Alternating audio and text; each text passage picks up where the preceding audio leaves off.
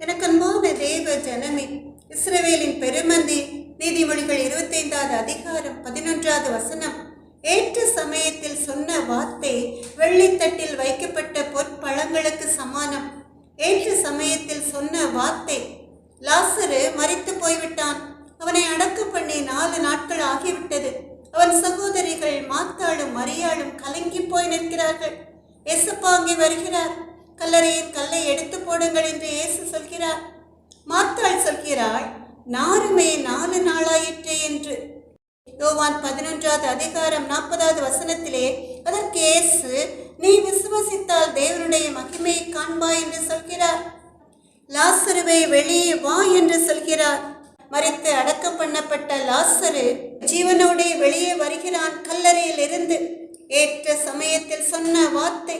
எனக்கு அன்பான தேவ ஜனமே, அந்த இயேசு இன்றும் ஜீவனோடு இருக்கிறார். ரொம்ப உடல்நிலை சரியில்லாத ஒருவரை டாக்டரிடம் கூட்டிட்டு போறாங்க. டாக்டர் எல்லா டெஸ்டும் எடுக்க சொல்லி பார்த்துவிட்டு, ட்ரீட்மெண்ட் எடுத்தாலும் பிழைக்கிறது கஷ்டம், வீட்டுக்கு போய்விடுங்கள் என்று அந்த பேஷண்டிடமே சொல்கிறார். அந்த பேஷண்ட் ஷாக்காகி கலங்கி போய் நிற்கிறார். உறவினர்கள் பதறுகிறார்கள், இப்படி டாக்டர் சொல்கிறாரே என்று, அதை கேட்டவர் மரித்து போய்விடுவாரே என்று. அந்த நேரம் பார்த்து அந்த ஹாஸ்பிட்டலுக்கு வந்த ஒருவர் செல்லில் இருந்து கர்த்தருடைய வார்த்தை கடந்து வருகிறது. அதே யோவான் 11வது அதிகாரம் 40வது வசனம். நீ விசுவசித்தால் தேவனுடைய மகிமையை காண்பாய்.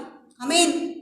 கலங்கி போயிருந்த அந்த பேஷண்ட்டும் குடும்பத்தில் உள்ளவர்களும் கண் கலங்கி விசுவாசித்து கர்த்தர் மேல் நம்பிக்கையை வைக்கிறார்கள். ஏற்ற நேரத்தில் வந்த வார்த்தை. எந்த டாக்டர் பிழைக்க மாட்டார் என்று சொன்னாரோ அதே ஹாஸ்பிட்டலில் இருந்து அந்த நோயாளி சுகத்தோடு வீட்டிற்கு வருகிறார்.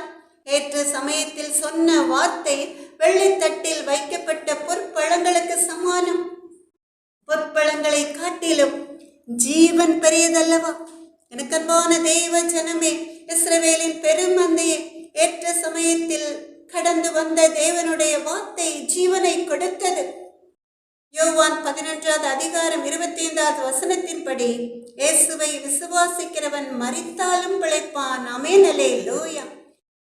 லாசருவே வா என்றாரே, மரித்தவன் பிழைத்தானே, எழுந்திரே என்று சொன்னாரே, இவரு மகள் பிழைத்தாளே.